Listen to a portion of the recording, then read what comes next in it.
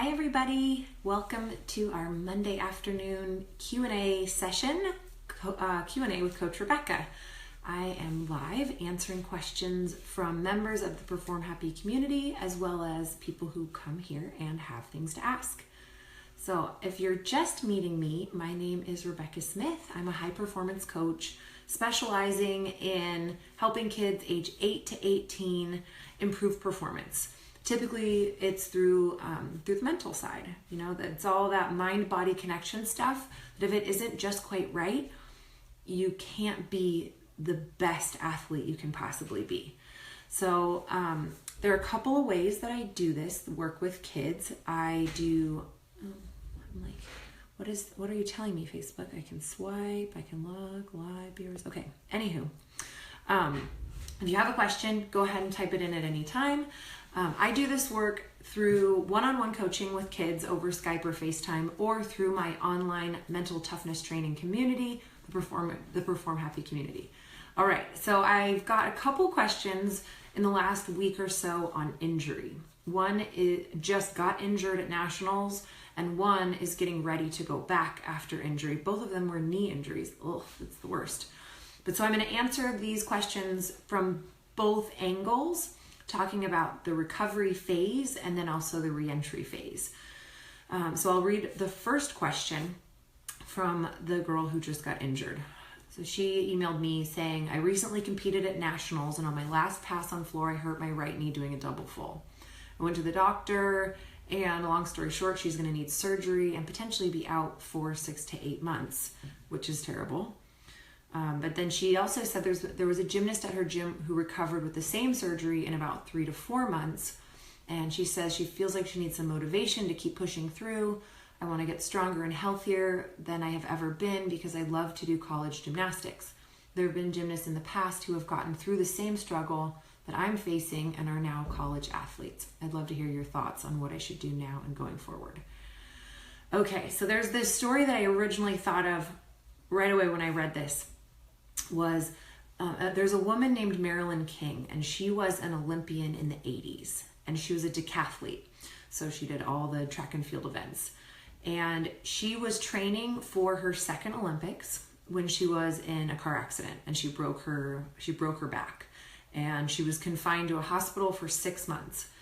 And this was the critical 6 months right before the Olympics. She had already qualified, so she was already in. But now she had to convince these doctors not only that she would be able to get up and compete, but that she'd actually walk again. They were telling her, don't be surprised if you never walk again. And she immediately went, I'm walking out there at those opening ceremonies. I will be walking out there and I will be competing. And that's what she did. In her mind was she actually trained for 6 months in a hospital bed. She trained.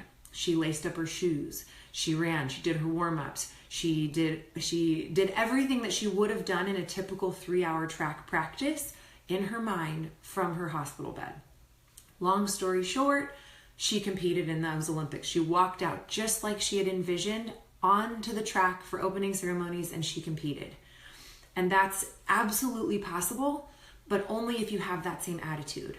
So if you're looking at your injury and going, well, I got to go compete in college because this is what I love and there's just no question in my mind that this is what I'll be doing, then there's no question that that's what you'll be doing. But if you're thinking, oh my gosh, I'm a senior, there's no way I'll be able to get back, it all depends on the belief. If you believe you can do it, you can do it.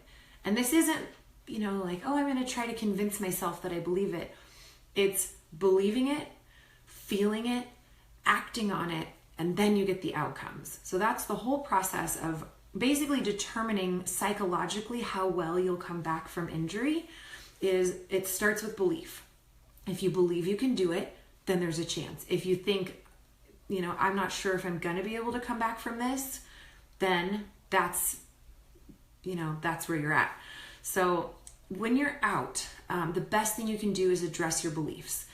Making sure that, there was actually a study done on basketball players, and some got injured early season, mid-season, late season, and all of the people who had said now is the best time to get injured healed quicker and came back stronger than those who thought this is the worst time to get injured. So just the matter of looking at it in a different way. Like, okay, I got injured now before I was already in college. This is the best time. And it's summer. So my season just ended. I have time to get back in. I have time to rebuild. This is the best time to get injured. Hooray. Even just looking at it in that way, appraising it like, okay, good. This was the best way that could have gone down. I know I'm going to come back.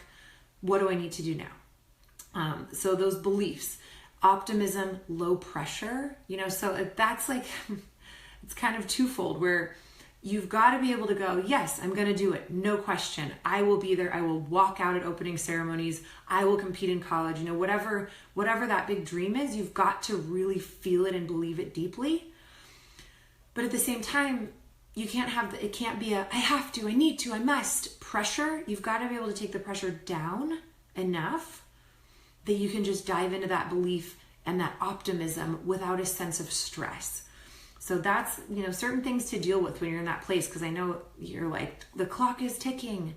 But instead of thinking of it that way, you go, look how much time I have until I have to compete again.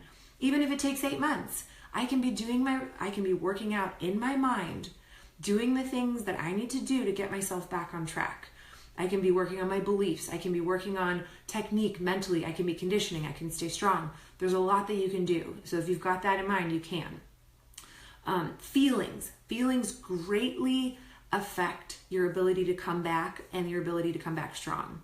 So if you're feeling bored, or if you're feeling guilty, or if you're feeling depressed or anxious or burned out or tired or any of that stuff, that's going to take down your likelihood of making the full recovery as quickly as possible. So your job actually is to process those feelings. Don't just go, okay, I can't be thinking this, push it down, because your feelings are like whack-a-mole. If they're in there, they're going to pop up. And if you don't want them to pop up, they'll pop up whenever they want. They'll pop up when you're freaking out at your parents, or when you're, burst into tears randomly somewhere. So you have to deal with feelings. This is something I do with kids all the time, is actually like, we just talk, get it out. If you can get it out and just like be mad, be sad, be afraid, all those things, just let it come up and out, then it doesn't have to pop up when you least expect it, when it's inconvenient. Also writing. I really encourage writing. And there were actually studies done that show if you write about a trauma, so that would be like your injury, if you write about it, it actually gets it kind of out, and it takes down the negative feelings associated with the event. So if you can even write it repeatedly, write it out once, write it out in a month, write it out in another month, just kind of get it out, you'll notice that the story actually starts to change a little bit toward the positive. It's based on narrative psychology, so if that's something that interests you, you can definitely look it up. That you just writing more times about the same traumatic experience makes the experience have less effect on your emotions. And if you are more positive and have good self-belief, then your chances of coming back are better. Behavior. So we've got beliefs, feelings, and then the next one is behavior. So your beliefs affect your feelings, which affect your behavior. So if you believe in yourself, you feel good, your behavior is going to be strong effort, asking for help, taking action on things, pushing through fear, which is going to lead you to a good outcome. But if you've got negative beliefs, like this was awful, I can't believe this happened, I'll never go back to where I was, then you've got these negative feelings which lead to not asking for help, not coping well, and then actually slower recovery, more fear of re-injury. So it starts with belief, then it goes to feelings. Those are the things you've got to be working on while you're in recovery mode. Then when you return, the most important thing is to take it easy. Don't put the pressure on yourself. So that there are 5 phases of returning to sport after an injury. The first is the initial return, and that is when you're just testing the waters. You're like, am I strong enough? Okay, I am. Because the doctor's already cleared you, but there's still this period of time where you're cleared, but you don't really know what your body will do. So you're easing in. That's the initial recovery. And then you go to basically the point where you're sure that you're okay. You've been able to do stuff. You know that you're confirmed that you have healed. Doctor's good. You feel good. Coaches know that you're ready. Then you get to this return of abilities phase. That's when you get back to where you were. And this is something that I deal with a lot with people who have mental blocks, is that they have this should factor.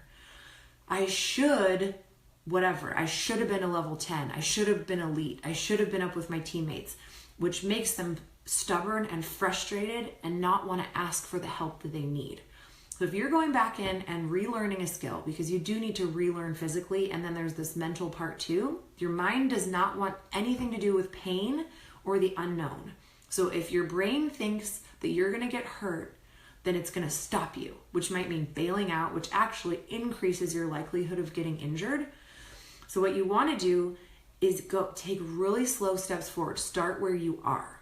Where are you? What can you do? So you've already, put your toe in, you're seeing what you can do, and then you realize, all right, I'm okay, I'm not hurt anymore. Then you start from there, and you take baby steps and baby steps. And anytime that you hit a wall, instead of continually trying and failing, which actually creates the mental block, you take a step back whenever you need. You take a step back, and you talk to your coaches. I might need extra mats. I might need extra spots. And if they're not okay with that, then you be ready to accept what they're giving you and maybe not attempt as many things, because it is so important to come back and build a mental foundation of patience and confidence that comes from successful completions of skills, not from bailing out or hitting walls or getting frustrated. Now, the one thing that is actually most helpful, whatever phase of injury you're in, or actually even if you're not injured, is imagery. And so that's what Marilyn King did. She was in bed doing her visualization, doing her imagery. And those two words, it's basically interchangeable. The only difference is visualization focuses on the picture, where imagery is the whole thing. So what you really want to do is you want to feel everything going on. You want it to be, you close your eyes, but you feel like it's really, really happening. And there was a bunch of studies that people talk about injury in sport all the time. So another study was, after 10 sessions of guided relaxation and imagery, a control group, so there was a group of people who didn't do the relaxation imagery and a group that did. The group that did it was, they had less pain, they had greater strength, and they had less anxiety about getting re-injured. So I've actually put together a visualization on building confidence that you guys are welcome to download if you like, and that's at www.completeperformancecoaching.com/confidence. And it's a visualization that actually gets you super relaxed and helps you build confidence. So if you are working on an injury or working on coming back from it, if you listen to it every day, that will drastically increase your speed of getting back to health and also help you feel a little bit better about the whole situation, which will help you get your skills back sooner when you're back in it. Okay, so ways to improve the easing back in after injury. Imagery, number one. Then there's this confidence training. Basically, you need to get yourself into this place where you feel like, I can do it. I can come back. Maybe I'm not doing it today, but I believe in myself. And that's a lot of what I do in the Perform Happy community. I have a whole 6 trainings on just fear. And then we go into finding flow, which is all about finding that part of you that believes in yourself, that can stay focused, that can do basically anything you set your mind to. And those trainings go live, but then we also have recordings. So we've got imagery, self-efficacy, which is confidence, dealing with the negative emotions. So do some writing, talk it out, talk to a friend, talk to your parent, get social support, talk to your friends, go and be a part of the gym. Even if you're not able to do much, go and condition, go and be an assistant coach, go in and, put your foot up on a mat and talk to your friends and help them through, and, do what you can to be a part of the social environment. And finally, it's setting goals and adhering to them.